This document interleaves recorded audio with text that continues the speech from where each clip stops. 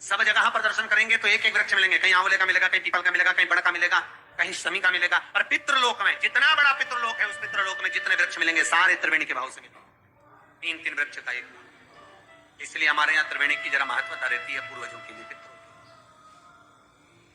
पर शिव महापुराण की कथा कहती है त्रिवेणी का पौधा घर में नहीं लगाया जाए।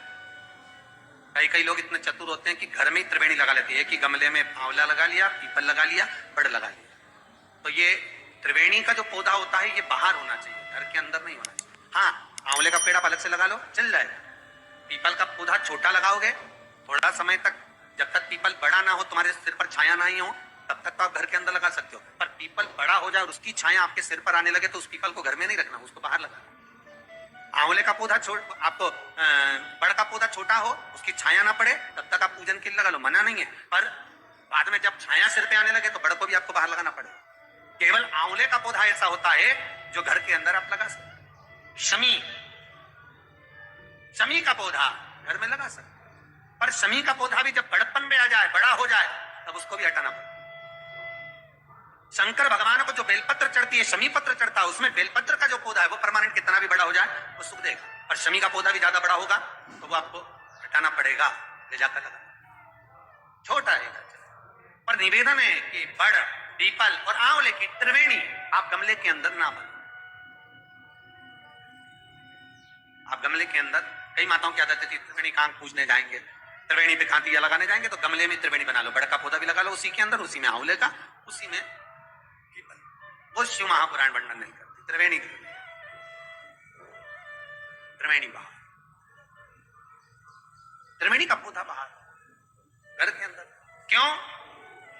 शिव महापुराण की कथा में स्पष्ट कहा गया जहां त्रिवेणी का पौधा गमले के अंदर होता है वहां उस स्थान पर महाराज कहीं ना कहीं क्लेश का भाव होता है, घर में शांति नहीं होती।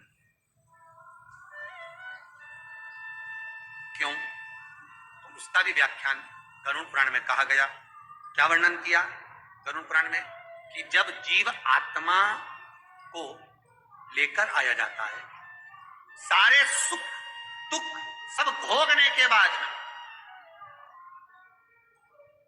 कुछ समय के लिए उसको पितृलोक में जब लाया जाता है, तब पितृलोक में आने का जो प्रवेश द्वार है, उस द्वार में जब जीवात्मा सारे दुख भोग कर, तकलीफ भोग कर वो जीवात्मा जब प्रवेश करती है तो उसको लगता है कि यहां पर फिर मुझे कहीं तकलीफ का अनुभव होगा, तो वो अंदर प्रवेश नहीं करती है।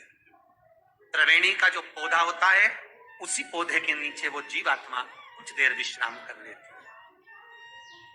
इसलिए शिव महापुराण कहती है त्रिवेणी बाहर पूजी जाए, त्रिवेणी बाहर लगे। पर त्रिवेणी का पौधा घर के अंदर गमले में रहेगा। जीवात्माओं को जैसे दुख का भान होता है तो विश्रांति लेते हैं, तो आहूत पितर वासुक जो प्रेत योनि में भटकने वाले भी जीव होते हैं वो त्रिवेणी के नीचे कुछ समय के लिए विश्राम लेते हैं।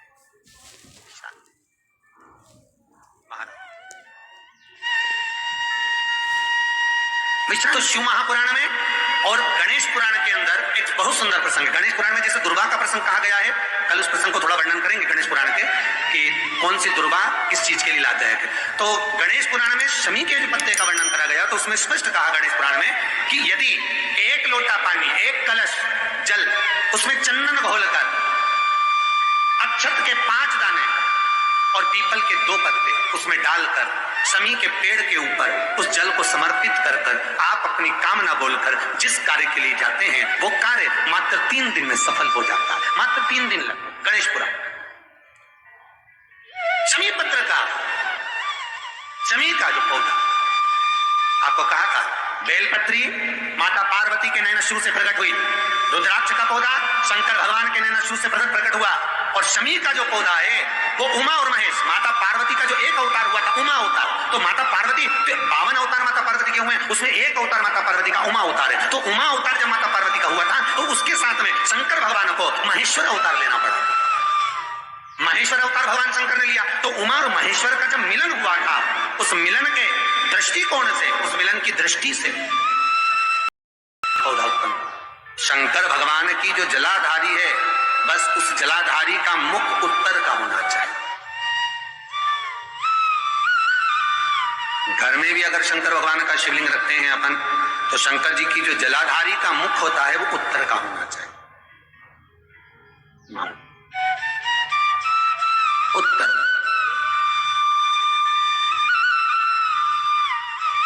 भगवान को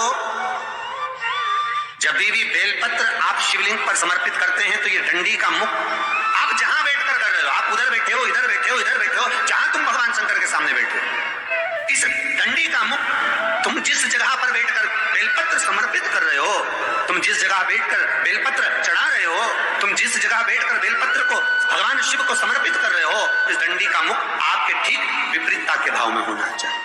भगवान शंकर को जहां बैठकर चढ़ाओ, डंडी का मुख विपरीत महाराज। जब शमी पत्र भगवान शंकर को समर्पित करो तो शमी पत्र की डंडी का भाग आपकी ओर होना चाहिए, बेलपत्र की डंडी विपरीता भाव और शमी पत्र की डंडी का भाव, शमी पत्र की जो डंडी होती है उसका भाग अपनी ओर होना चाहिए। ये वटकेश्वर महादेव कोई साधारण नहीं है हमारा। अदालत में केस चल रहा हो, प्रशासनिक कोई परेशानी आ रही हो, कोई एग्जाम निकल नहीं रहा हो, कोई केस अदालत में चल रहा है, नहीं निपट रहा, बड़ के पेड़ के नीचे शिवलिंग का निर्माण करिए और शिवलिंग का निर्माण कर कर, पूजन कर कर, घी का घृत का दिया लगाकर दही चढ़ाइए। उस दही को वापिस हाथ से चम्मच में निकाल लीजिए। उस दही को रख लो, शिव जी की पूजन अर्चना कर कर भगवान भोलेनाथ के शिवलिंग का विसर्जन कर दिया। दही जो चम्मच में निकाला है उसको एक रुमाल में लगा लीजिए, चाहे स्वस्तिक बना लो, चाहे छापा लगा लो, बिंदी लगा लो। उस रुमाल को जिस एग्जाम है उसको अपनी जेब में रखकर लेकर जाइए। महाराज, बटकेश्वर महादेव का पूजन, बटकेश्वर महादेव का स्मरण, बटकेश्वर महादेव की आराधना, बटकेश्वर महादेव का नाम जाप, बटकेश्वर महादेव की अर्चना फल देते। बटकेश्वर